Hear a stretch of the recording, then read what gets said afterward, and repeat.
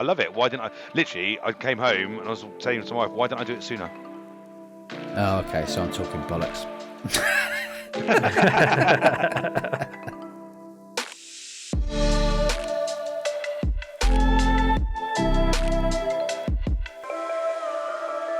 Welcome back to the Lose to Win podcast with myself, Josh, and Ben. Unfortunately, Jack is not available this week, but we did bring in another guest, someone who is quite familiar with Jack, and Jack is going to be sorely missed for this one. We've got another man from our Man v Fat Bournemouth League. Hi, Craig. How are you doing? Yeah, I'm good. Thanks, guys. Yeah, looking forward to discussing football, Man versus Fat, and everything else. So, yeah, it's good to be here. Good evening. Good evening, Hey, mate. Ben, Nice how to are have you? on. I'm very well, thanks. Been away for a few weeks, but happy to be back in the office talking to you lovely gentlemen. Sad that Jack's not here, but hey-ho, we can get a word in edgeways this time. It's good you're back, Ben. It's good you're back. Thanks, mate. Missed, Thank you. Yeah. Thank you. Yeah, I was going to say, actually, I didn't even say that in the intro, did I? You didn't. You didn't. I'll just let you crack on, mate. I was just listening to what you were saying. 3 weeks, mate. I've not been on for 3 weeks, so apologies to anyone who may have missed me. I've been very, very busy at work. So, but thankfully the busy period's ended, and now we're just easing into Christmas. So happy to be back. Very good, very good. Well, if you don't mind, lads, we'll jump straight into the roundup first off, and then we'll come back to us individually and how we've been doing. So, Man v Fat Bournemouth this week, the weight loss, 29.5 kilos as a league. Wow. Very, very, very That's good. the most, isn't it, in a week we've done so far? I don't think it is, actually. I think we've not gone over 30. Yes, we've gone over 30. I'm sure we did. First couple of weeks of the season. Wow, okay. I'm sure we have at least once gone over that barrier. Wow. But anyway, Steve put something about going to the supermarket in his thing, but I just... About water, wasn't it? Again. It was. Yeah, so he said it's almost 15 2-litre bottles of Coca-Cola. Oh, right. Or we should say water, really, promoting something slightly healthier, as I'm sure we really should. Another way expressing that weight would be the same as an average 10-year-old boy, or more than half a Kylie Minogue. Kylie, good old Kylie. Yeah, exactly. Regardless, 29.5 kilos is phenomenal loss this week, moving the club as a whole to 156.4 kilos. Ooh, and that's the halfway point, right? Yeah, halfway stage of the season. Oh, so he could potentially hit 300. Yes, I'm hoping so. I mean, I imagine our last season's total of 250 is, well, not even quite. We didn't quite get there, did we? But it's well within sight. You can even considering Christmas. We do have Christmas. Yes, I think Turkey. everyone seems to suggest that. I know everyone wants to have fun. You have Christmas. There's a lot of Christmas dinners, there's sweets and stuff like that if you're into that kind of thing. But I don't know. I managed to lose quite a bit of weight over Christmas last year. I might be one of the only few. Yeah, but I didn't feel like it really affected me too much, so long as it was moderated. I guess people just let their hair down slightly. Yeah, it's all the little extras, isn't it? It's the extra little few mince pies or a few extra beers or extra glasses of wine, or it's all that kind of stuff. And picky chocolates. There's always a tub of chocolates kicking about in there, and you always just nab a couple on your way past, or even crisps and stuff like that. You always kind of have sausage rolls, mate. That's my There you downfall. go. Sausage Homemade rolls. Yeah. sausage rolls. The missus makes cracking ones. It's like, yeah. Every year, I'll have one more. Go on, just one more. Well, that's fair enough, though, isn't it? Really. I mean, I am saying that from a completely different position to most people at Christmas. I don't really have a massive family around for Christmas dinners, and I don't tend to snack too much anyway. So there's not that same temptation, you know. I don't have a small family to look after either, you know. So it's them pesky kids, man. Yeah, and I don't drink so much either. So you know, that's another thing. Yeah, really. So anyway, in a statistical quirk, the two teams who lost the most weight this week somehow both ended up on the losing side. Yeah, despite being undefeated on the pitch. And don't I know it? Was I was about to just come to you, Craig, because it was particularly harsh on the Whites, who lost more than 10 kilos, 11.1 if you want to be precise. but found themselves up against not one but two milestones, losing 17-12 to the Greens. Tough. Yeah, and you said this a few weeks back, didn't you, Ben, about how difficult it is to try and turn around 6 It's impossible. goals, basically. Yeah, it's impossible. You can't. It's difficult, isn't it? It is. Yeah, because we had 9 out of our 10 lost weight, right? 9 of our 10 players who weighed in lost weight. Yeah. And we was like, Yeah, amazing. That's amazing. That's brilliant, though, isn't it, really? You're getting some foothold in it. It's just a shame, really, because you scored well. It's just great to have 10 players, though. Great to have 10 players now, Greg. Absolutely. Yeah, it is, mate. Struggling. Yeah. Still haven't got a keeper, but beggars can't be choosers, right? I'm not going to blame you. I've got 10 players, right? I can't moan. You're pretty handy in goal, mate. You've thwarted us in the past with your goal I love them, antics. But the issue is, I've joined Man versus Fat to play out on the pitch. Really, I'm not a keeper. I do it. But in the end, we have talked about potentially myself and Sid maybe sharing it going forward, just because we have got players in the team who can't play in goal or just really worry about going in goal. So we may end up doing that. And also one of the new guys, Dan, who's just recently joined, has also said he might end up going in goal because he did a half and quite enjoyed it. But fair play. Yeah, he's just joined. You don't want to say, okay, brilliant, you're our keeper then, mate, do you? Necessarily, you want him to at least find his feet first. Yeah, exactly. I understand that. Yeah, fair enough. Let's see. I did mention, by the way, that there were 2 teams. So Whites were one who go on. Kind of lost the most weight, or one of the most weight, and then lost the game. It was Purples, the other one, who went toe to toe with the Oranges, with both teams enjoying 4 hat-tricks and a milestone. Wow. Oranges nicked it by a single goal, though, 14-13 overall. Again. And was that an on-pitch Purple's been goal, done a few times, haven't they, by a goal? No, it was the result of more of their players turning up on the 9th and having their weight recorded. As simple as that. In the other games, though, Blues, you beat the Reds 11-6, didn't you, Ben? We did. Yeah. And our Blacks were triumphant against the Yellows 8-5.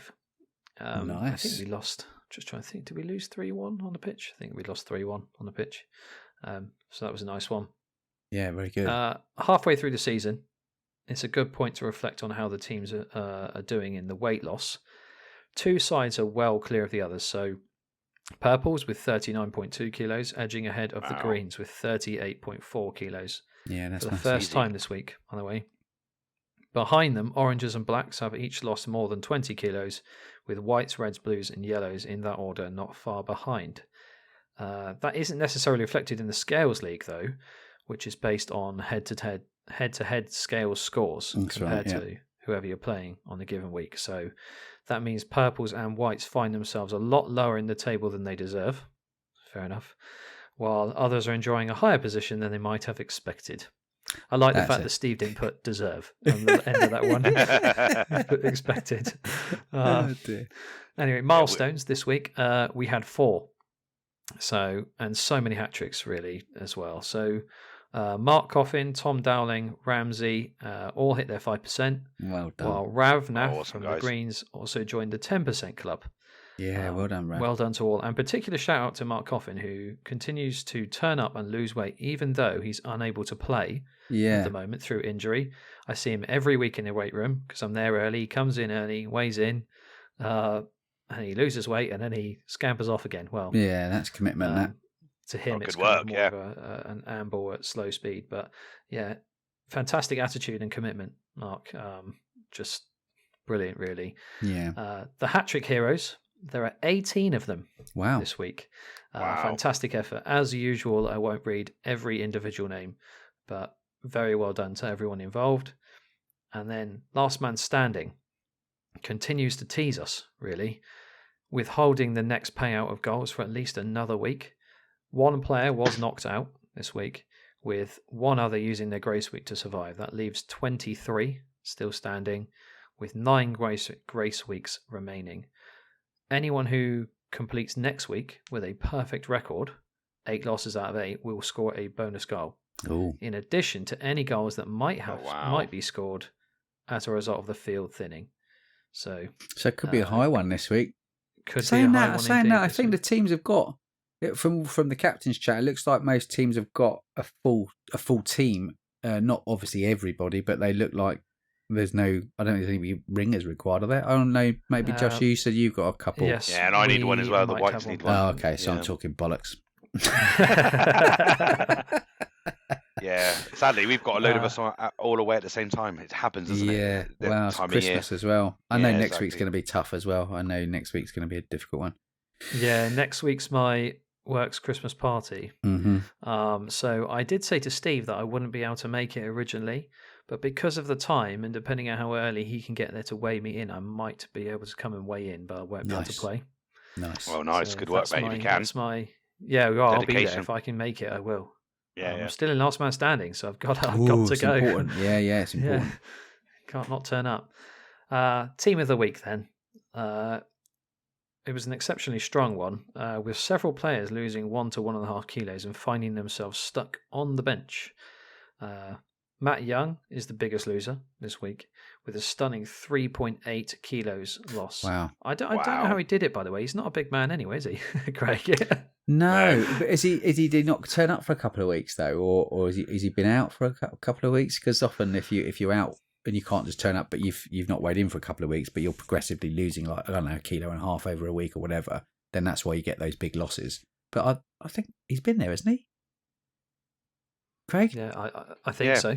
Yeah, I think so. Yeah. He's so how's he lost 3.5 kilos? He's done something. Yeah, well, he hasn't really said. Yeah, I don't know. If I'm honest. Maybe he had a kidney removed or something. No, actually, no. He did miss 1 week. Yeah, he did miss 1 week. Actually, there you go. He missed so 1 week. So actually, you're right. Yeah, loss. sorry. Yeah, it was a double week. So that's not taking away from it though. But there isn't a lot of him. Like you said, there isn't a lot of him. He's not a big chap at all. You know. Yeah. Fair enough. Though. Very well done. Anyway, so he's at the top. Then we have George Howe with 2.9 kilos, Tom Dowling with 2.3 kilos, yourself, man of the pod, Craig, with 2.3 kilos. Nice. That's 2 weeks in a row our man of the pod has been in the team of the week. Love after that. Tim last week. There you go. I'll be coming next week as well. Keep losing weight. Ravnath with 1.9 kilos, and then George O'Callaghan with 1.7 kilos. Yeah, Georgie. He didn't think he was going to hit that anywhere near that. No. George has a bit of an issue with his scales at home in that they're slightly erratic. So he never really knows from week to week whether he's going to be up or down or if he's going to hit a percentage or anything. It's a bit of a lottery for him, bless him, which I know causes him quite a bit of stress. I have suggested perhaps he get some new scales. Buy some, yeah. Then it could cause him a lot less stress. But yeah, it's quite amusing listening to him. Bless him. But he's going great guns. Yeah. Christmas is coming then, and we're getting thin. But we need to let's keep it up that way for the next 2 weeks at least. Yeah. Rather than letting all the distractions and office party trips and. Do you know what I think it is? I think the whole thing with Christmas is not to just go, oh, it's Christmas and just do whatever you want. I think it's important to remember that Christmas, while it's a time for celebration and meeting friends and family, etc., you don't have to go bananas. Okay, Christmas Day, you might maybe overindulge a little bit, but around then, you don't have to go nuts. And if you do, you don't have to then say, well, I'm going to just sack it off for 2 full weeks and then just do what you want for 2 weeks. I think it's important to remember that if you can have a bad day, you can have a day where you fall off and eat a load of mince pies or sausage rolls or whatever your vice may be. But then just think about it the following day and just go, okay, well, today maybe I won't do that. Maybe I'll just have a normal day and then get back on the horse, as it were. Yeah, just have half as many mince pies and sausage rolls. Well, but that's it. But that's it, though, isn't it? Indulge and enjoy yourself, but you don't have to go completely bonkers. And if you do think or feel bad that you've done it on a day and then you just fall off the wagon completely, then that's when it becomes a real problem and you end up stacking on the kilos over the holiday period. If you go, oh God, I've done that for one day, but that's okay because I can do that. I've enjoyed myself. Right, I'll get back on the horse and crack on. Then you probably end up being relatively okay because you should all be able to have a day off and enjoy yourself or a couple of days off and it not affect you too much.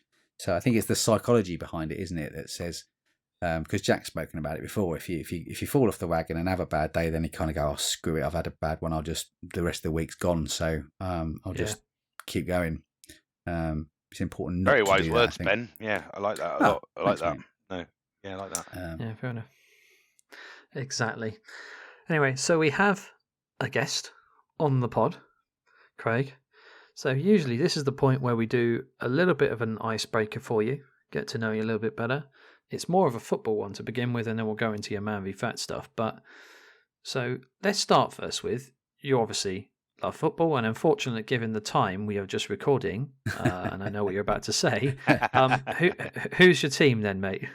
My team, I was Tottenham Hotspur. So yeah, I'm a Spurs fan for my sins, and it is a shame Jack's not here, because there would have been a fair bit of banter, obviously, with one of Jack's teams being Arsenal. Had to get that one in there. One of his teams. I was very glad Tim asked that question last week. We can replace the Highbury corner that he wants to come up with this week with something different.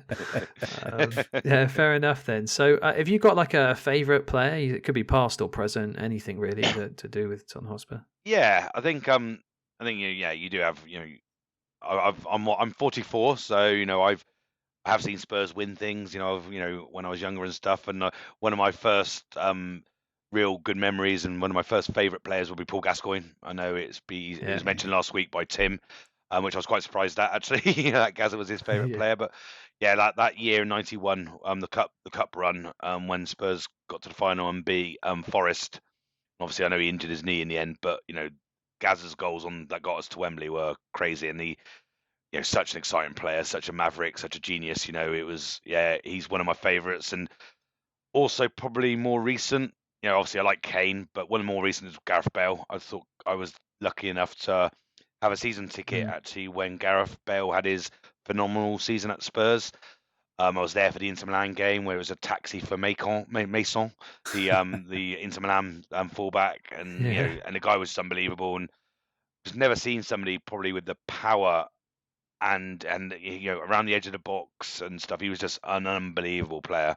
I was just very lucky to have seen him live a fair few times, and I just love Bale. And my favourite player now probably is the captain, Sonny. I just think the guy just epitomises what Spurs are trying to do, I think. So there's three there. Sorry about something. that. No, it's fair thing. Just on the Sonny thing, I noticed something when I was watching them play City, was how like and it's only comparable because of my thought around Manchester United and that, about how compare him to like say Rashford in Man United's team, how Sonny just runs and runs and runs and runs. He doesn't stop, mate. He doesn't stop. And he knows his role within the team, and he does it perfectly. Yeah. I also think he's like one of the best finishers in the league. I think he is, mate. I really do. So clinical. He's always, his XG compared to what he gets is crazy, right? The guy is just, you'd put a lot on the fact if he's one-on-one, you expect him to score. You really do. Well, that goal he scored against City the other day was unreal. The power and the speed that he showed, and then the sort of control at the end. I was like, holy shit! It was the header past Doku, right? The way he judged the flight of the ball, got that little header in, and then he's gone. He just literally had gone. And Doku's not slow, right? But he wasn't getting back. He wasn't getting to him. Edison should have saved it, maybe. But, it was an early shot, wasn't it? He didn't sit on it. You're always going to back the striker, though, on a one-on-one, aren't you? I think so. Yeah. I think so, yeah. And the guy's just, he's such a nice guy. He's just so down to earth. And he's just what Spurs need at the moment with everything, new manager, Kane leaving, etc. I just think he's such a great choice to be the leader of the club. I really do. And just hope it, results in something, whether something may be.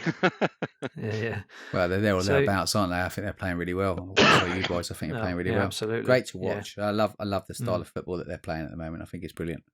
And something, Ben and John, both of you, the thing is, it's just so refreshing after what we've watched for the last 3-4 seasons. It's just they go, people criticise Ange Ball, they criticise, they're still going for it, but it's not going to change. It's the way we're going to play. The players are getting used to the way we play, and it's just I'm not tuning into Spurs games at the moment thinking, oh God, what's going to happen? We're going to get one goal and then we're going to literally sit off the team for the whole game and just defend. I'm not like that. I'm excited to watch Tottenham. I think they're just, it's a breath of fresh air. It really is. And the fans are bought into it, right? The atmosphere at the stadium is second to none. It's unbelievable compared to what we've gone through the last few seasons. And it's interesting. I'm just glad the players seem to be buying into it. I love that because you hear the commentators like Gary Neville's going, "Oh, it's so naive. They shouldn't be doing that. What are they doing?" And you think, but do you know what? Why not? No. You've got the players to do it. Go and do it. Yeah, exactly. That high line against Chelsea, I thought that was hilarious. That one still that everyone shows of them 7 or 8 men on the halfway line. Yeah, especially when they're down to were they down to 9 at that point? Or was down it to 9. Yeah. But do you know I love what? that. We had 3 good chances to equalise in that game before the injury time winners from Jackson, and he got his hat trick. We had 3 really good chances. Yeah. You're probably going to lose with 9 men anyway, right? We were 2-1 down. You're probably going to lose anyway. Go for it. Why not? Actually, I was for a 4-1 defeat. I came out of the game and I was super proud of Tottenham and the way they played. I was just like, which is crazy, right? We lost 4-1 against Chelsea, who are managed by Pochettino. Two of those goals don't really count for Chelsea, to be fair, because they were like on the break right at the death, and Tottenham were still pushing for that equaliser at that point. So I don't think you can count those two. I don't think that's a fair reflection. Do you reckon the FA would accept that, the Premier League? So can we take 2 goals off our goal difference? Sadly not, mate. But I think that's the general consensus. Ben said on the pod that they could. But I thought the game the other day, the City game, I thought was outstanding, and Kulusevski's goal at the end, I was like, fair play. Because it felt like it was coming. Do you know what I mean? It felt like they were likely to score. It did, as well. Didn't it? It did. Yeah. It was. Yeah. And we did. Yeah, well, you guys watched it. I guess you watched the game, but we did give City some goals as well, right? And we are making mistakes still at the moment. I think as the players get more tuned to it and things, I think I'm hoping that obviously we won't start gifting teams like Man City goals, but But you're basically operating on a shoestring at the back, though, aren't you? You've got your kind of at the moment, yeah. Romero's back tonight, which I think is a big thing, right? So I'm hoping that will help. Tonight. We've actually got a fit centre back.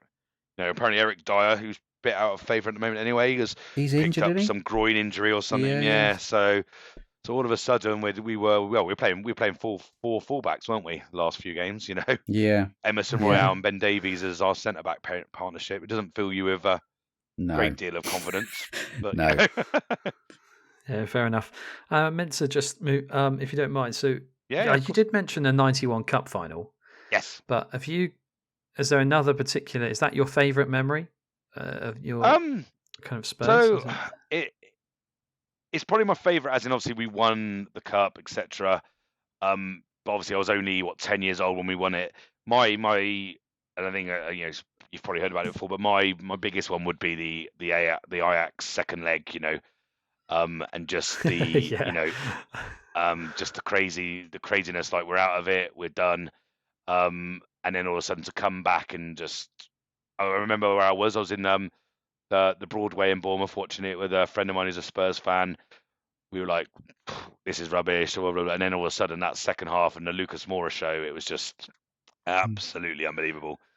And it will live with me forever, right? It was one of those it felt like it was written in the stars. We were gonna go and win the big one, but then of course we came across Liverpool in the final, and but the semi-final was amazing, mate. Absolutely unbelievable, and quite a recent memory, right? So it's probably a bit more fresher in my mind, and it was unbelievable. Well, I still see it in all the when they do Sky Sports do adverts for their thing, or BT or TNT, whoever it is, will do adverts for the Champions League. They always throw that in there. That Lucas Moura, they always throw that in there as an advert for the. It was unbelievable, to be fair. I guess it's a shame, really. It's a shame because for Pochettino's time there, it just feels like that would have summed it up really well. Yes, exactly. It felt like we probably should have won something with Pochettino, but I agree. But we didn't quite get across the line on. A lot of occasions, really. We had other finals, we had semi-finals, we had league challenges, etc. This is where Jack would be butting in, right? Well, but you didn't win any of them, did you?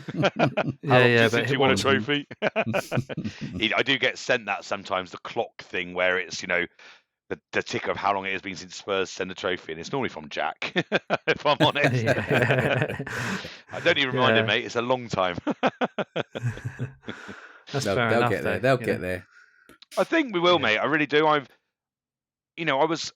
actually supported the decision to appoint Mourinho because I thought he was a win now manager, and I thought it could have worked given we tried other ways.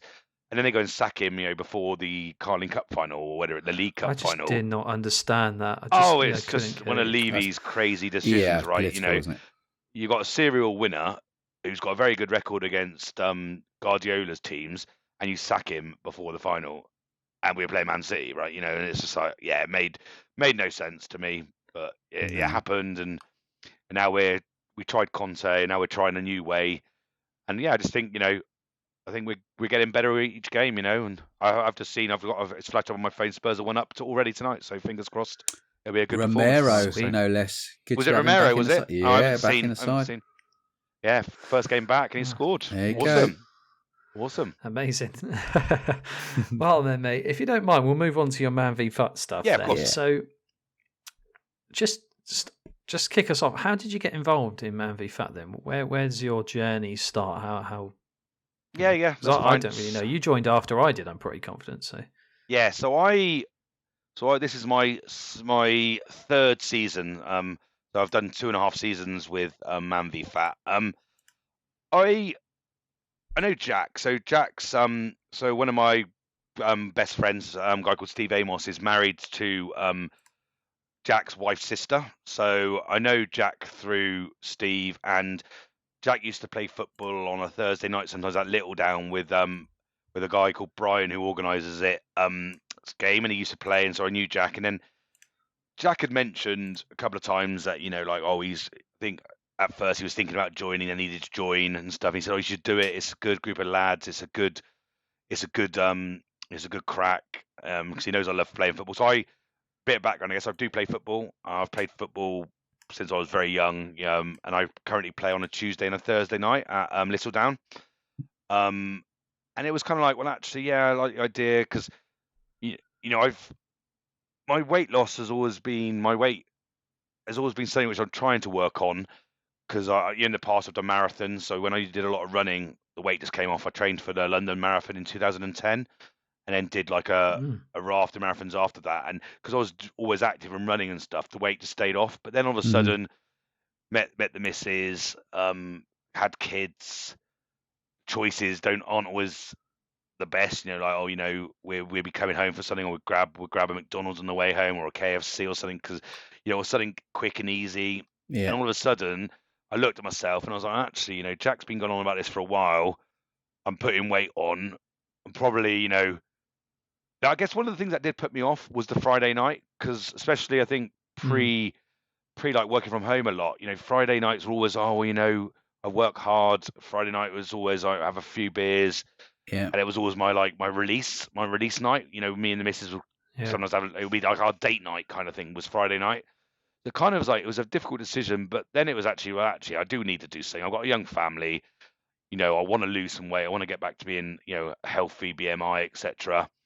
And I just kind of joined and, you know, spoke to Jack, said, oh, how do we do it? He sent me the link, got an email from Steve, came along for the start of the season. I was joined the Blacks, so Fat Bournemouth Rovers. Liam was my captain, and I joined. And I think my first week was like, actually, this is really cool. I met the guys. I ended up having spot suite, you know, with, I think it was Mark, Sid, and Ruben in the cafeteria area, almost within Two Rivers. Nice. And like, so I saw Mark was weighing in, and I was there, and he goes, "Oh, you the new guy?" I introduced myself, went and sat with those guys, and it was just great straight away. You know, like, got on with them all. They're really nice guys. Met the rest of the team, really good guys, and just went from there. And then, you know, if I'm honest, that first season, it just felt fantastic. I was losing weight every week, got my 5% really quickly, was loving it. And then, of course, we also won. We won the league as well, right? You know, I know we've got a serial winner on the call here. You know, obviously Ben, who seems to win it always. But no, we won the league, and I was like, this is absolutely fantastic. This is great. I'm losing weight. I'm playing football, and we're winning games, and I've got a medal to prove it. And I was just like, I love it. Why didn't I? Literally, I came home and I was saying to my wife, why didn't I do it sooner? I've beaten myself up a little bit. I should have done it sooner. But you know, hindsight's a wonderful thing, right? But yeah, you guys will make it. Well, it's a big decision, though, isn't it? I think that's the thing, because a lot of people say that everyone's apprehensive about it, and you don't quite know what to expect.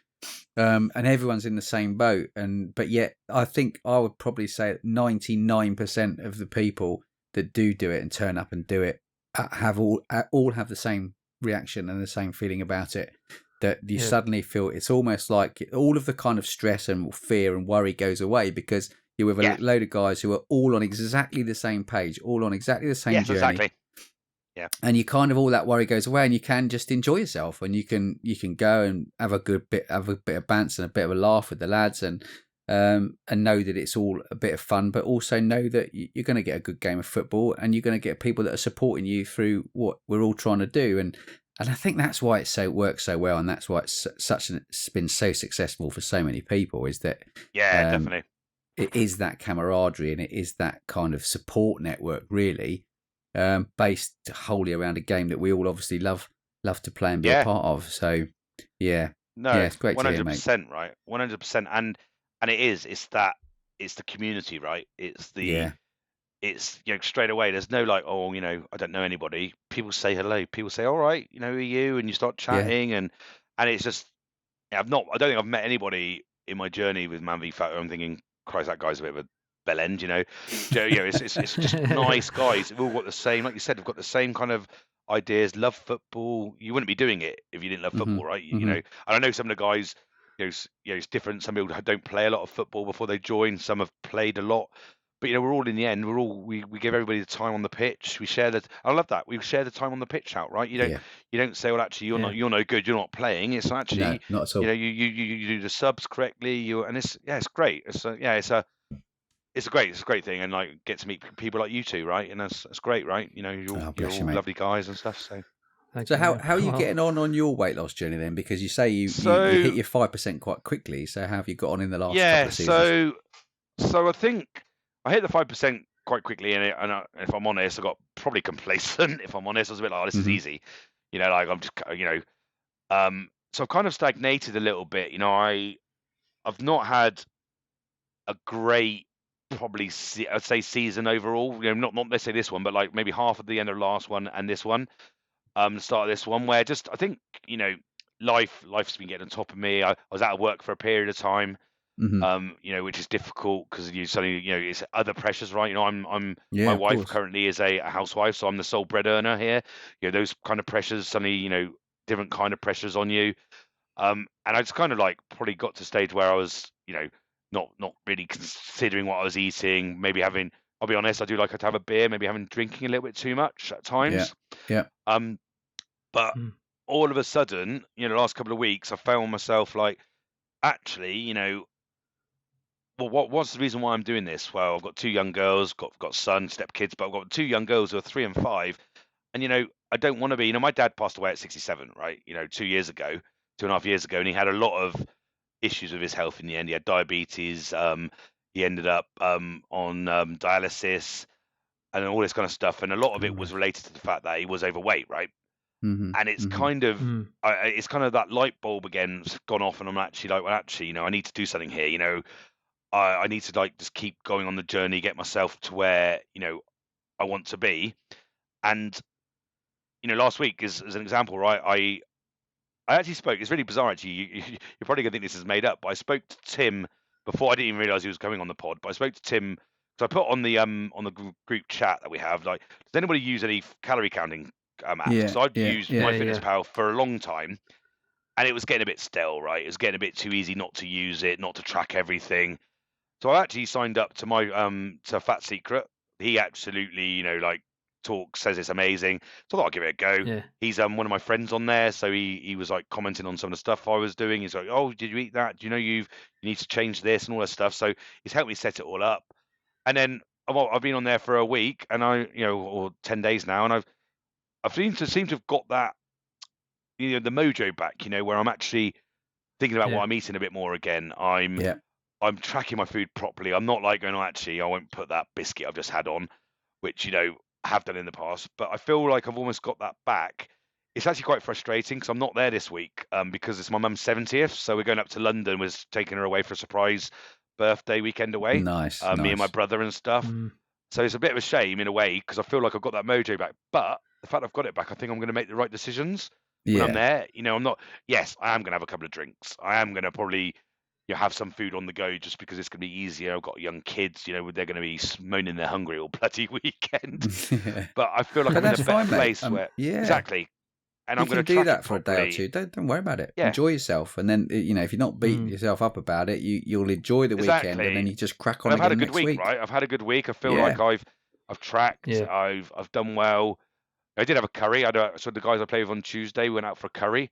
Because Little Down's closed for 3-4 weeks. That's One of right, the guys was like, "Well, actually, as it's closed, do you guys fancy doing a curry? Because we, a Christmas party kind of thing." And it's great. Nice. But again, I worked out what I had in the day. I did eat a lot in the day. I then had my curry, and went from there. But I'm not being dishonest with myself. I'm not pretending I didn't have that curry, which I may have done a month ago, if that kind of makes sense. I feel like I'm in that place where I'm being honest with myself. I'm tracking correctly. I'm trying the fasting, so I'm doing the 18-6 or 16-8 depending. And I'm trying that, and again, I feel that helps me because I think you've mentioned it before, Josh. I'm not a big breakfast eater. I never have been. Yeah. I've kind of I sometimes I struggle eating breakfast. Yeah. Yeah, I do. Makes me feel sick, to be honest, but I think that's just habit. Yeah. Yeah, I'm the same a little bit, and so to eat at lunchtime, or even sometimes 2 o'clock, isn't that difficult for me.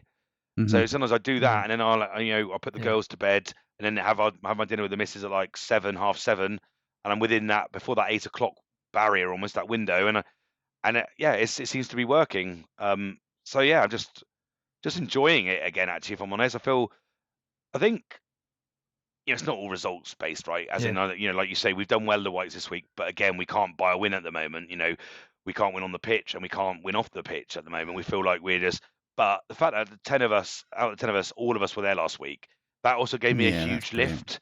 The chats suddenly we started a step challenge. In the group where we're all trying to do the 10,000 steps. I think there's like 6 of us have joined it. There's a bit more chat and stuff. There feels like there's all of a sudden that bit of camaraderie, which may have been missing. Because I'll be honest, Jack was a very big part of the Whites. He was my vice captain. He's like I say, he's the reason why I joined. And for him to then obviously be asked to be a captain for the new team when we did the rejig and stuff was great for him. And he's a brilliant captain. He's going to do well. He's got a great group of guys there. Jack's Jack. Jack's infectious, right? He's a lovely guy. The way he is and everything he is. And I think there was that gap. But now we feel like, I think, we've kind of got over that a little bit now, and we're trying to like start again. And, and hopefully over the next few weeks, the results will show that, with the weight loss, with we're getting better on the pitch and stuff. And it helps you get your confidence back. Do you know what I mean? So yeah, of course. Yeah. I feel a lot more positive now than probably a month ago, right? Which is good. And that's with Christmas coming up and a weekend away, right? I'm confident. We're going out to Nando's on Friday night because there's one opposite the hotel. I don't know. I'm just gonna have the wing roulette. I'm not gonna have like chips. I'm not gonna have any carbs or anything. I'm just going for the chicken, right? I love the wing roulette. Yeah. Good quality protein, mate. Get it in you. About 600 calories, I think it works out as something. I've already looked it all up. I wouldn't have done that a month ago, if I'm honest. I'd just gone in there probably. I like the fact that you know what's on the Nando's menu. I have to admit, I don't know what's on the Nando's menu. He just said something off it. Mate, okay. The little ones like it, so it's chicken mainly. It's quite an interesting thing, though. Just going back to a point you made about when you went through a slightly difficult period where you were out of work and those added pressures. I think that can be the case for quite a lot of people because we all go through periods of our lives where it's not quite as easy. And you do have to be. It does make a difference, sort of where you are within yourself and the way you are at work or with your family or whatever, as to whether you have a positive or negative outlook on the way that you're dealing with it.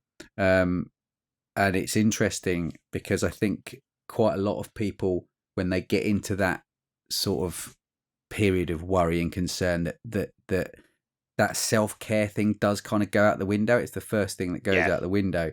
Definitely. And ironically, it should really be the other way around. In those instances, you should really try and look after yourself better. But it's just the way it goes, I suppose. And getting yourself out of those and feeling now a bit more positive and a bit more in control, I guess, as well, is a massive, massive thing. And that will have helped you as well. Definitely, mate. To find 100%. that positivity again. So, fair play, buddy, and I'm glad things are looking up for you, and I'm glad things are going better for you. I think I feel like I'm generally a positive person. Yeah. And I do try to be and stuff, but sometimes you just don't know, do you? You don't know what's happening behind doors, the closed doors and stuff. But I just like times I said, are tough at the moment for a lot of people. They are, mate. Times they are are, tough. especially like you say with kids and everything's going up, isn't it? Life's not cheap. No. And everything, is difficult. but I just, like I said, I just feel like in that better place at the moment, where I can really give it a good crack again. And there are people like, in my team, it's a great group of guys, right? There's something like Tom, so who's come across to the Whites. He had he's obviously got, other stuff that happens outside of work, outside of football and stuff in his life. Yeah, he's come back. He's all encompassed us again. He's been great. He goes and loses 5 kilos or whatever. The guy's an inspiration, right? Yeah, totally. He is. He's just an absolute inspiration. You see everything that he's dealing with and where he is, and that he can, methodically, it feels like, lose weight and gonna probably get. I think he's quite near to a milestone and all this. He's quite near to his maintenance, I think. I think he is. He's not far off, is he? And you think to yourself, well, actually, this, and that's what it's about, right? You see those kind of stories, and it can't help but make you feel like, I want to get to my 10%. I set myself targets. I think, listening to Tim last week, I want to be, I want to win the last one standing. I want to do this. I want to do that. It makes you think, well, actually, I need to start setting some targets. Whereas, I want to try and get my 10% this season, and then want to try and get my 15, 20 maybe next season, and really push yourself. Next season will be better for me because Christmas is a difficult period for me because obviously, like I said, I lost my dad. My mum's not a big Christmas fan. And because of it, we lost my brother probably 17 years ago now, and Christmas has never been the same for my mum. And so it's always been a little bit like, one of those where you just, it's great, and I love it for the kids, but, I will probably like eat too much the odd day. I might have a few too many beers on another day and stuff. But I think next season, once now I've got my mojo back and I feel better, I think the next season where I'm going to try and set myself that target. Actually, I want to go to the end. I want to lose, 10 kilos. I want to do this and set myself those personal targets. Yeah. Because I did that when I joined, and then we won and stuff in the Blacks. It was great. Since I've been a captain, and so I'm the captain of the Whites, I don't feel like I've necessarily set myself those targets. And I'm quite a methodical guy, right? I'm a business analyst by trade. I like to get into the the nuts and bolts of things. And actually, setting myself a target, I know what I'm like. I probably would have got there, or at least got close to it. Whereas not setting that, I don't quite know why I haven't done it necessarily, but I find myself in that position, and I'm like, why haven't I done it? Like just do it, Craig. Set yourself a target. Track it. We've got all of these tools to track your weight, track your calories, and just give it a go, right? So. Yeah, I feel a lot better. Fair play, man. A lot better, man. Yeah, very good, very good. How far are you away from your 10%? Do you know? I think I'm about probably about 3 kilos. I think maybe 4 kilos. It's my problem is my weight's kind of fluctuated a little bit. So I was, annoyingly, I had an own goal earlier in this season, and stuff. But I think I'm about 4 kilos away. I think 3.5, 4. So. I think it should be doable this season. I think, providing, like you say, don't go off the rails at Christmas too much. Yeah, and manage to veer back on. That's where the chat will help. I think. Come on, boys. Christmas Day. Definitely. Definitely. And that chat does help, right? There's been some lovely stories. Recently, and people opening up. I was gutted I couldn't make Saturday. Actually, couldn't go to the drinks. Because it's a nice bunch of people. Point. The Christmas Man v Fat Christmas do that Jack organised. Yeah. I couldn't make it either. I have to admit, I don't have a clue what that's going to have done to my scales effort this week. Were you Hopefully there? Nothing too serious, because I was there. Did you have I just drank more than I planned to drink. Just like, I am not much of a drinker at all, but when I do, I tend to drink a bit. Indulge. Quite a bit. So, was it a good night? Because originally, good night? Yeah, it was really good, really good. Good. The Man United game was on the TV and it was pretty dull in the end. You got like 20 odd other pair of eyes looking at me after Man United lost, but as you do. But it was good, and I think it's more just got to chat to people a bit more in depth outside of that's nice, outside right? of turning, seeing them on the football, which is really nice. Because when we do see each other, it's like we're playing football. We get a bit of chat, 10 minutes before and a few minutes after, etc. And the same on a Friday, but.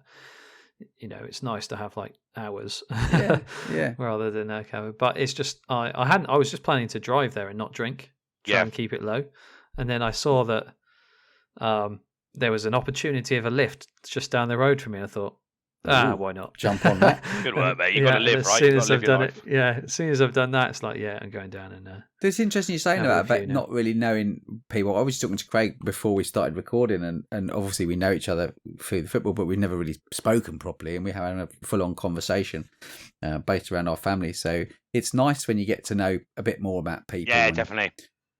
We did something actually in the Blues last season, which I hadn't done with the other teams, but last season the chat was a bit quiet early on, and I couldn't put my finger on what the sort. Not it wasn't a problem. It just I wanted to try and get to know people, so I basically put a question out to the group saying, "Look, we don't really know each other. This is me. This is who I am. This is what I do. It'd be really nice to hear some information around you guys. So it would be really nice if you all put in just a little bit about yourselves." And it got really good reaction, and all of the lads came back and sort of told their stories, and we all found out loads about each other, which we didn't really know. And it really bonded the team, and it really bonded the group to a point where we did what we did last season. Do you know what I mean? And I firmly believe that doing that and getting to know people on a much more personal level really kind of gelled us and made us the team that we were last season. So I strongly recommend that to any of the other groups if you are having to be honest, chat's Ben, a bit quiet or whatever. Yeah, go on. Sorry. So we had the same actually. So obviously not the Ford or the trophies or whatever, but we had so we actually asked because obviously Tom moved over from the Blues, and we were like having a little bit similar. The chat wasn't that lively, and it was a bit like people's weren't chatting and all that. So I just said to Tom, is there anything the Blues did? Is there anything that you guys did that actually got? And one thing he actually mentioned that, in fairness, he did say, well, actually, funny you say that. One of the best things that Ben did was actually put out a question about just introduce yourself, who you are, etc. So we did that, and you're right.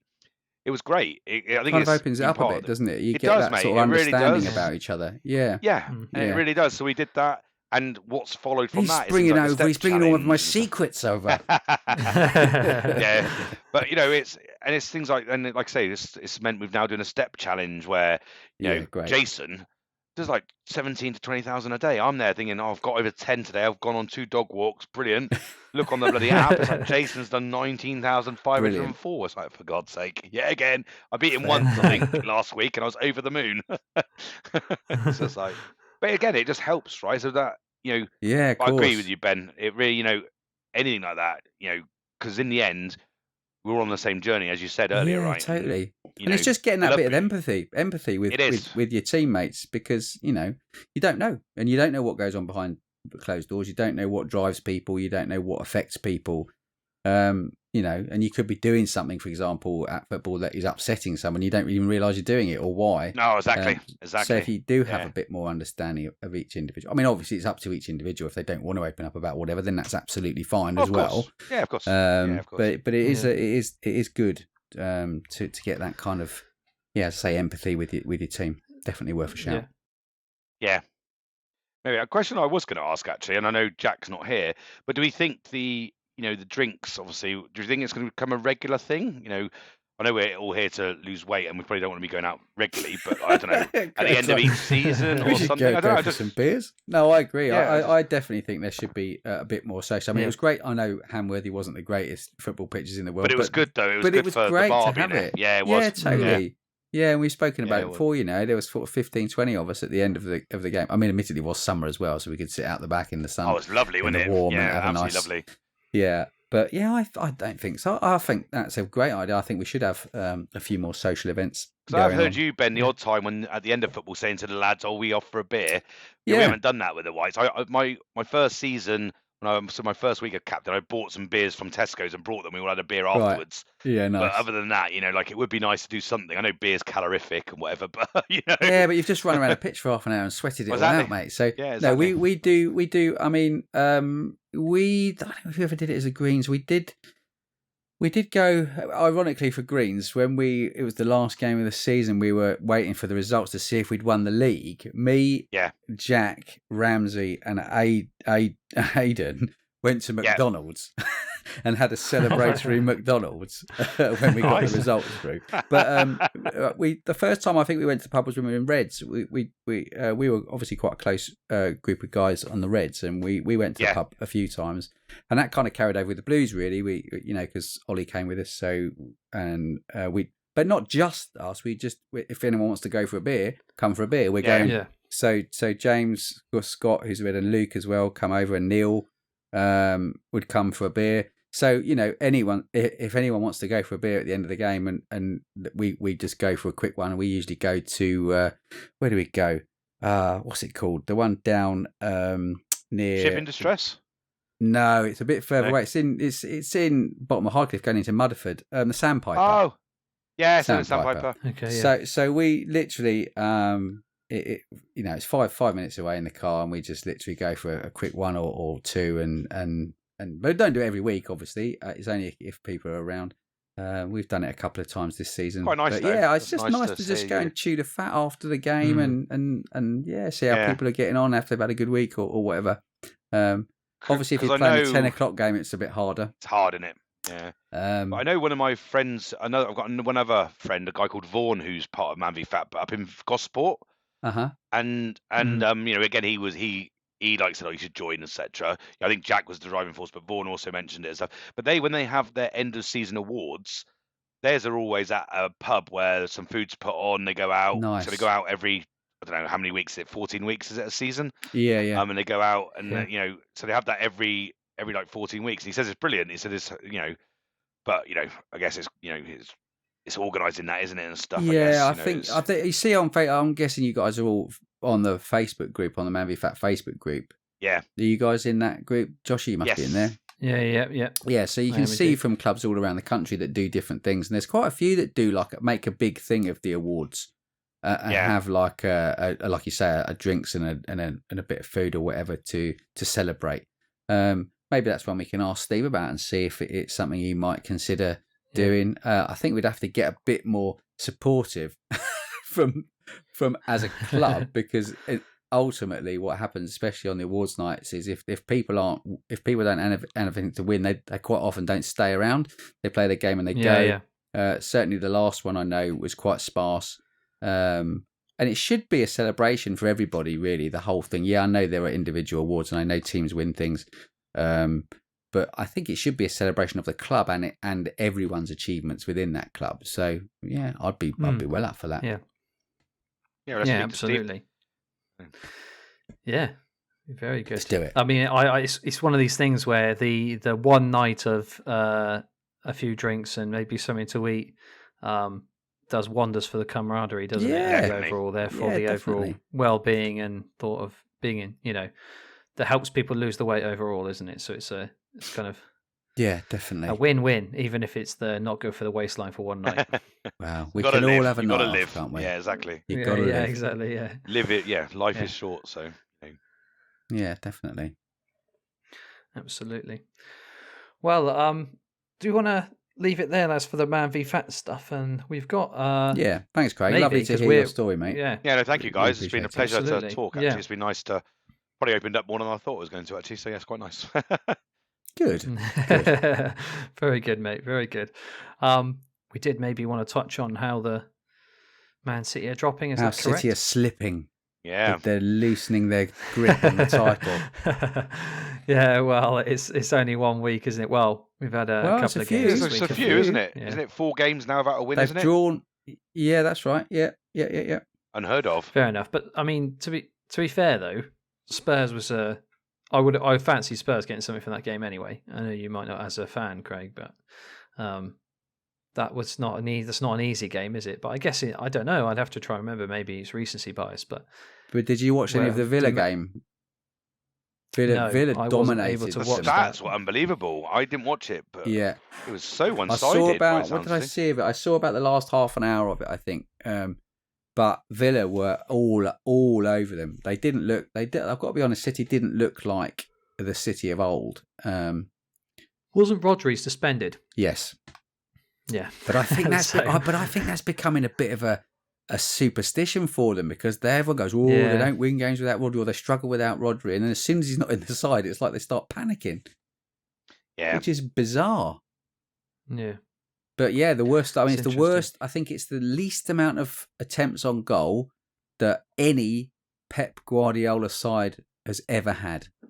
Crazy. So it's something like nearly 600 games for any club that Pep Guardiola is the least amount of shots on goal. 2 all game. Wow. Yeah. It's mad, isn't it? But that was the way. That's because Villa played really, really well. Yeah, I was going to say Villa are a good team. They are a good side. And Spurs are a good team. And it's like, as proven by the table. So yeah, they can't always expect to be. I mean, I know maybe it's just based on the fact that they've kind of run away with it previously. Yeah, possibly. So the expectation is that they should be beating these teams. That you go pretty much anywhere in the league and dominate. So we did say though at the start of the season that there are clubs that are catching up. Yeah, I agree.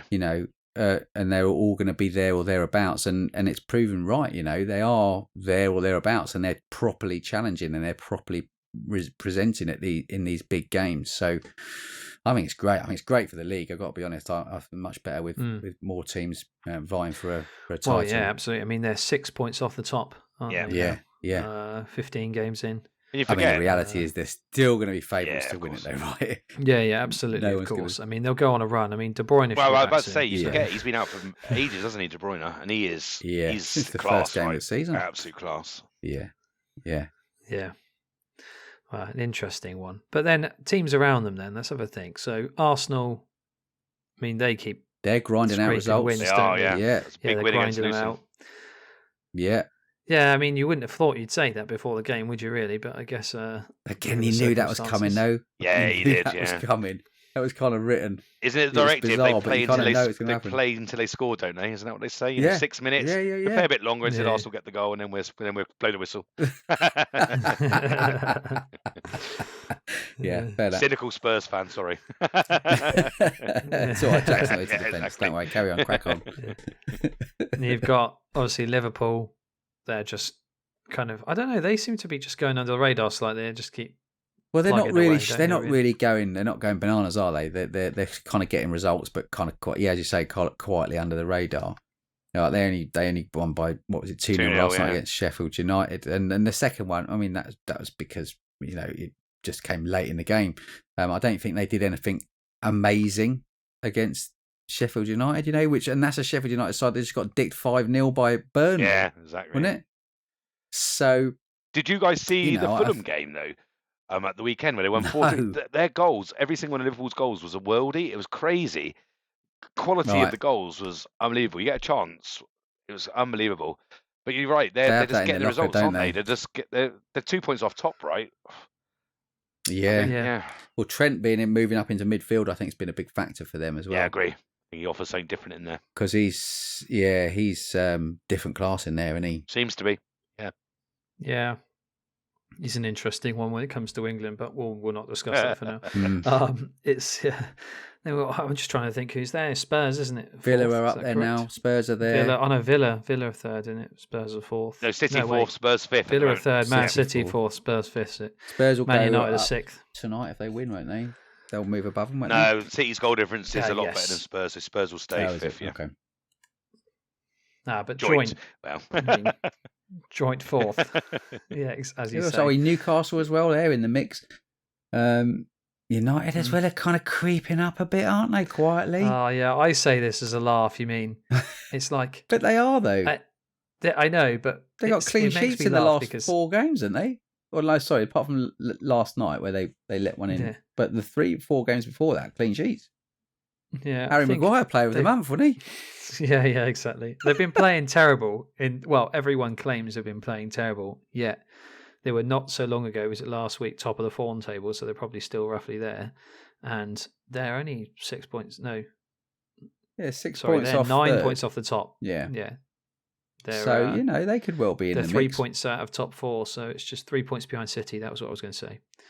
So it's just, just an interesting thing, isn't it, really? I mean, well, I always said before... For all the woe. Yeah. Well, it's like you said before there, Josh. It's comparable to the sort of greatest side. If you date back to Fergie's time, I mean, United were the side, weren't they, for years and years and years.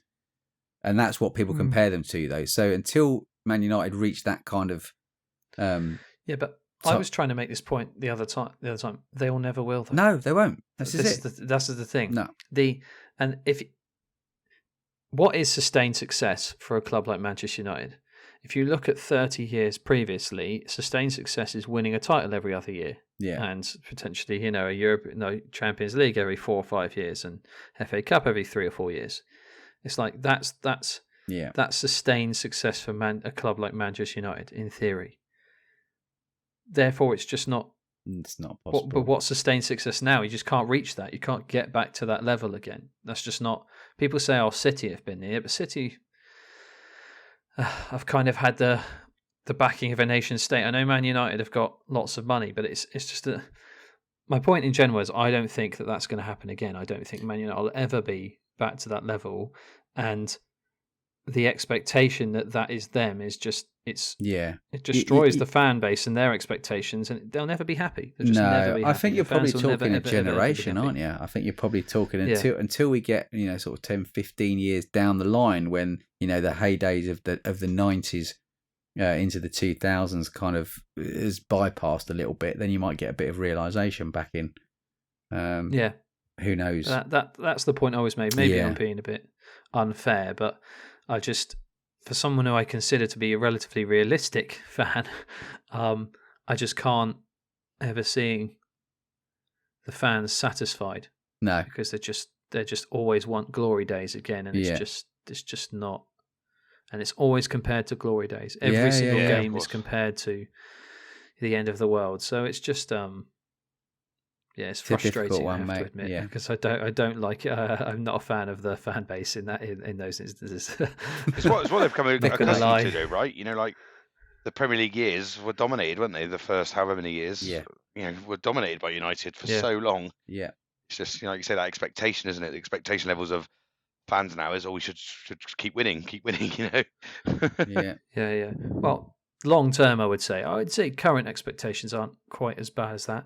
The expectations currently are keep the manager at all costs, get rid of all the players who aren't doing what they should be doing, and hopefully sell the club, or at least get someone in who knows what they're doing. Yeah, that's the current. You've got the added pressure that Man United is, as a global brand, is one of, if not probably one of the biggest clubs in the world. Yeah, so who would you class as the biggest? Commercially, yeah. I think commercially they're probably the biggest in the world, aren't they? So, and that is based on their successes in the 90s and the early 2000s. That fan base has come from that success. That's why that brand is as big as it is. You're right. Yeah, you're right. So all that will happen is when they spend a few years in the doldrums, that fan base will dwindle slightly because they'll go to your Cities and your Arsenals and your Liverpools who are at the top Chelsea's, of the league or whatever. Yeah, exactly. And so give it a few years, and the sort of realism will kick back in. So the fans that are real fans that have been there for a long time, blah blah blah, will stick to it, and I think you'll find it will come back around, but. It's very difficult when you've got, it's built by business and it's a global brand and they're trying to keep that going.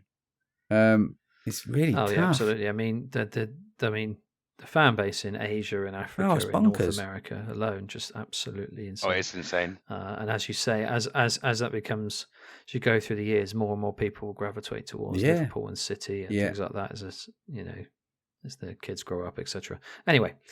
Enough Man United chat. We didn't really. We wanted to talk. Man City were doing so poorly that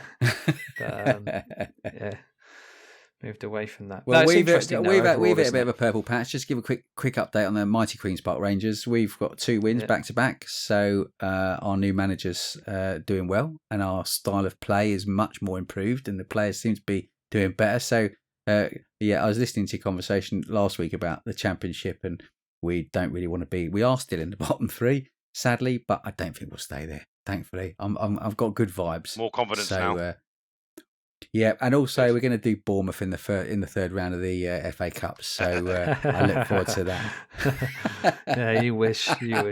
Yeah, no, don't worry. There's no worries there. That's a buy for you boys. By the way. No, I wouldn't take it like that. I just. I think it probably too much. We're terrible. Our cup is absolutely dreadful. But to be fair, I don't mind. Sacrifice the cup run for staying in the Championship. I'll be happy with that. So yeah, fair enough. Anyway, lads, I know we're all fans of fantasy football. I know Jack is as well, so I am thinking of him. But I know in particular, just because you're doing so well, Craig, yes. having you on to chat fantasy football then. Anyway, yeah, so we've had a quick turnaround this week for some midweek games, and we've got another quick turnaround for this weekend. Yeah. I hope you didn't forget there was a midweek, by the way, either of you. No. I made one change. What do you do then? Because, so I took Doku out because he was there was an injury doubt, and I thought City and Grealish came on. I know he was suspended, but I didn't think he was going to play against Villa for some reason. I bought him Matoma actually, who got me an assist, but. Yeah, it was between him and Mbeumo, and I didn't put Mbeumo in, who obviously scored. I know he's got injured now, but yeah, I didn't.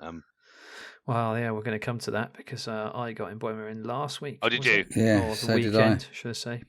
Yeah, so did I. So yeah. I've got and I had Gordon in this week. So it's one of those things where if you have Mbeumo and he turns out not to be fit for the weekend, even if you've only had him a week, it's probably worth selling him because he's got an unknown return date on him at the moment. Yeah, he's going to be out for weeks. Yeah, if he misses this week, then he's got Aston Villa. Then he doesn't have a game in game week 18.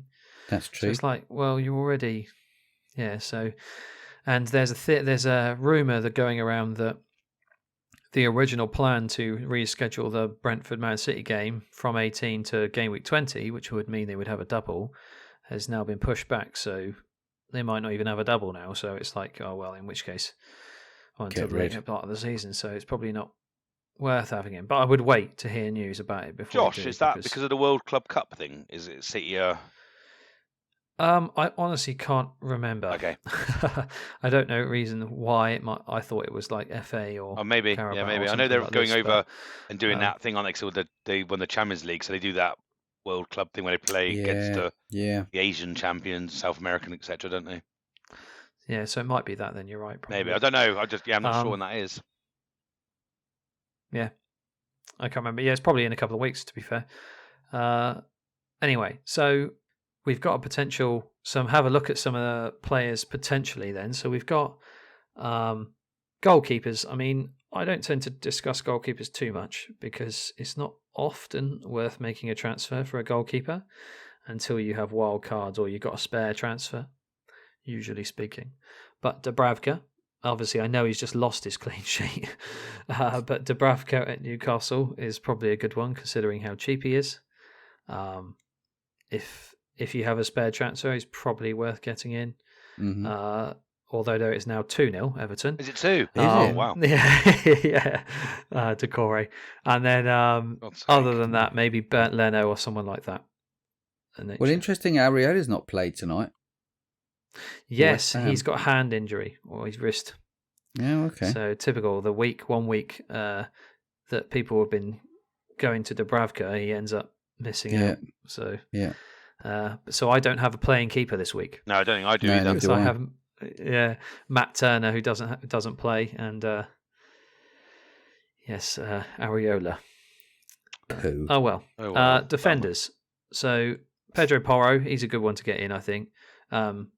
A doggy as well potentially, but I think I prefer Pedro Porro. Doggy gets bookings, Reece James, which Porro doesn't seem to get. Yeah, well there you go. Reece James or Colwill from Chelsea. Their fixtures literally this week turn. Now they've played Man United, so it's a run of nothing but green fixtures according to the ticker. So for the foreseeable future. And then you've got some Newcastle defenders if you don't have like Dubravka. So Trippier, if you can afford him. Livramento, who seems to play a lot at the moment.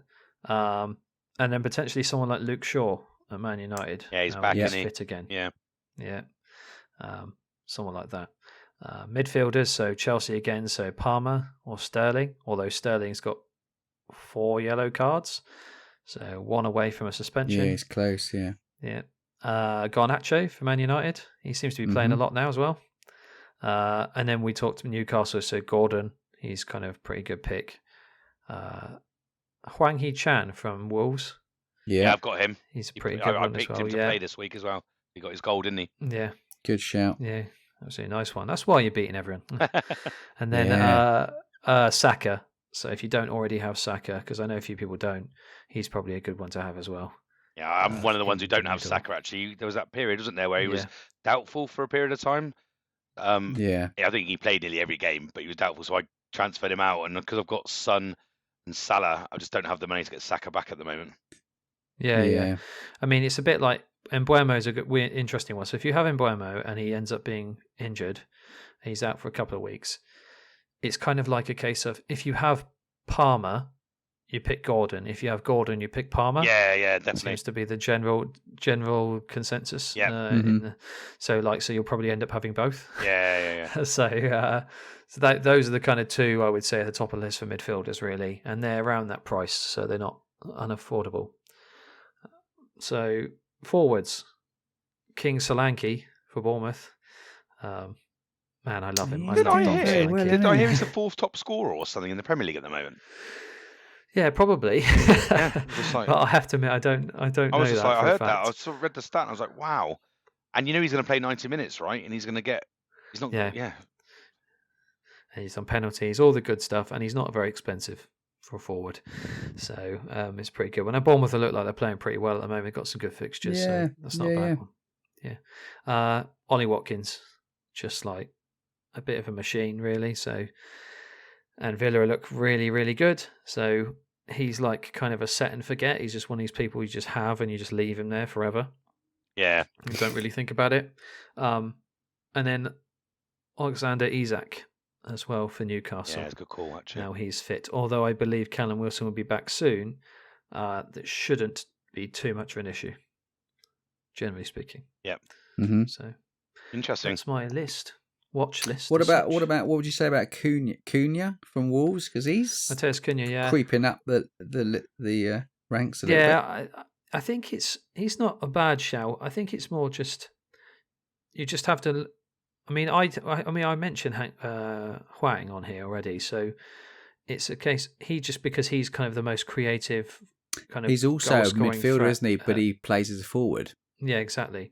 So there's that kind of thing, and so that it gives you that extra spot in midfield really to have a think about it. I just think for Cunha, there are other options, and generally speaking, it's a case of. It's hard to say, really. I just think because it's forward versus midfielder, really, I think that's the big thing. Me, which makes the difference overall. Because he's quite cheap, Chan. He's only 5.7. Yeah, he's not a lot. Yeah, he's not a lot. That's why I exactly. kind of. So he's a good one. So a little bit of a kind of an eye test versus stats versus kind of like what their fixtures are as a team. So Wolves aren't a bad shout, but they don't tend to score a lot of goals. So generally. Craig, you actually did say something to me, didn't you, before we started? And pray for not running this along too much. Yeah, no, sure. Just interested because obviously I know you're, a serial fancy football player, Josh. Just interested on your views on things like using your wild cards. So your triple captain, your bench boost, etc. I guess you wait for double game weeks or whatever. But just be interested on your view on that, really. Yeah, so it's interesting. So wildcards are always kind of good to try and have a bit of a plan because you get 2 a season, but one, I think the next one will come in game week 19 onwards. See, I didn't know that. So I didn't know you got 2. Yeah, until you told me on a pod once. Yeah. So you try to split it so the second one kind of split the season into thirds almost. If that makes sense in terms of how you do it. So sometimes you can just plan ahead and go, okay, have a look at some of the big fixture swings. So it could be that Man City, Liverpool and Arsenal suddenly have a run of really good fixtures, and some of the players you've got in your team, let's just say Man United, Newcastle, Chelsea, all then suddenly turn bad fixtures. Well, that seems like in the same week or within about 1 or 2 weeks. So that's kind of like you look at that and you go, okay, that's pretty good time to use your wild card because then you can have your Man United, Chelsea, Newcastle players who've all got good games, and then you can change them all out for Arsenal, Man City, and Liverpool players when they have good games. And so that's the good times to really think about using your wild card. But it's also a little bit dependent on what happens in your team. If you've got 5, 6, 7 injuries all of a sudden, well, you're going to have to use it, aren't you? Really? Yeah. So. It's never really a right or a wrong time. It's just then making sure that you're sensible with your transfers around it, really. So that's all. So That's all I can say about wildcards. I imagine I'll use the second one around, I don't know, game week 27 to 32, something like that, somewhere in that range. Okay. I haven't really looked at it yet, but he'll be around there. In terms of, because it'll be around double game weeks, you see, to try and maximise the opportunity. Yeah, of course. In terms of like bench boost is a good one to play in conjunction with your wildcard. So usually right after or a week or two after, because that's when you normally have your best bench. But again, it's a little bit up to you. If you've got a week where all the people on your bench play every week anyway, and they've all got good fixtures, then use it. Don't be shy as such. Triple captains are kind of a bit of an obvious one. Really, it's just kind of like wait until your double game weeks and then just pick the best one you can think of. So you're like Haaland versus Brentford and Sheffield United, that kind of thing, as an example. Or your Salahs versus Everton and Bournemouth or something like that. Double game weeks get announced usually in the second half of the season, so it's usually using it at the back end. Yeah. And then free hits the same really. You can either use it to maximise the opportunity for a double game week, whereby you don't have a lot of players who are playing doubles or good ones in your team normally, or to avoid a lot of your players missing a game week. So when there's a blank game week, whereby you've got several in your team who aren't playing, to use it then to mitigate that. Again, it's a second half of the season kind of thing. So that's what I would suggest at least. Have I missed one? I'm just trying to think if I missed a chip. No, I don't think so. Don't think so. No, I think you've gone through them all. Yeah. Yeah, I think you've gone through them all. It's really hard. I mean, it's to each their own, really. But second half of the season is when I use most of mine, and they're usually within about a 5 or 6 week period. Yeah, exactly. Where you get double and then blank, and then you get that kind of thing around FA Cup. So things. It's interesting because you always think, is there the right time? Like triple captain is the one where you see people playing it now in a single game week, and you think, is it the right thing to do? And I don't get that. But people do it, don't they? I guess But they have feelings. People have feelings. I think someone's going to get active this week, and they go, "Oh, it's going to do it. I'm going to do it." I had a brilliant one a few seasons back. It was about 6 seasons ago, when Alexis Sanchez was still at Arsenal, and he had a double game week. And I think it was the last 2 games. I've got a feeling it was the last 2 games of the season, or it was like leading into the last couple of games of the season. And I triple captained Sanchez over 2 matches, and he scored a hat-trick in both games. Oh, wow. And he scored like a ridiculous amount of points. Yes, please. And it won me loads of leagues. Literally, I just went from like mid-table to bang right up the top, because I got like 80 points from one player. It was bonkers. Sadly, that's never been replicated. Bowen scored for West Ham, by the way, guys. Bowen's equalised. Has he? Yeah. Good lad. Yeah, sweet. I'll have him. Good. Yeah, now it just needs Sonny. Hey, anyway. Yeah, Sonny to step Sonny up. Boy. It's 3-0 Everton, by the way. 3? Oh my days! Yeah. What? Wow. 96th minute though. So Everton. What? How's that? How's he turned that around? Honestly, it's mad, isn't it? It is. Yeah. Anyway, lads. I think we'll leave it there. That. Yeah, I enjoyed that. It was really good, guys. It's really nice to talk to you. Very good. Yeah, thanks absolutely. for coming on. Pleasure Craig. to having you. Pleasure to have you. Honestly. I know Jack would have loved it, but I'm hoping he will enjoy listening back to it. Yeah, I'm sure he will. We mentioned him enough, haven't we? Yeah. And we only mentioned Arsenal once. I know, it's great, right? It's the best pod ever. We've had quite a lot of Tottenham fans on there, to be fair, haven't we? Yeah, I was thinking that. It seems to be all the people who used to fans of London clubs seem to live on the south coast. Yeah, that's I wonder why that is. Yeah, I wonder why that is as well. Quite a few. Nearly as many Man United fans. Yeah, but you have to be fair though, there are potentially 1 billion of those in the world, so you can't be too. That is mad. 1 in 7 people. That's mad. Is that a fact? Isn't that close to a fact? No, I don't think it's 1 billion. It probably wouldn't be far off, mate. I actually don't. I suspect it'll be several 100 million anyway. So nuts. We'll see. That's cool beans. If you think of right, lovely. Yeah. Thanks a lot, lads. Thanks again, Craig, for coming on. Thanks everyone else who listens and has been listening religiously, potentially. Yeah, keep the faith, people. Keep the faith. Because as you mentioned the new branding. Have you mentioned the new branding? No, I haven't mentioned the rebranding because I was just going to slip it under the radar. Oh no! It's been there a couple of weeks now, but yeah, we've kind of slightly rebranded, done something with the logo and the thumbnails, and retitled some of the episodes, etc. So check it out, peeps. Yeah, check it out, and you might see us in some nice new gear as well. You never know. Oh. Yes, potentially. Yeah. Watch this space. Yeah, but thanks again for everyone listening. Just a huge thank you, really. The support's been amazing from within the Man v Fat Bournemouth community, but also from outside as well. So we love it. Thank you very much again, and anything you can do to help us in terms of all that sharing, subscribing stuff will be greatly appreciated. Yeah, and if you've got a story you want to tell, come on, get in touch. Absolutely, yeah. Please We'd love to hear from you. All right. Thanks very much, lads. Lovely. Cheers, boys. Cheers, guys. I will see you all on Friday. Yeah, sadly not me this week, guys, but have a good week. Oh, bless you, mate. Yeah, have a good birthday celebration, Thank you. Yeah, thank you very much. Cheers. Bye, everyone.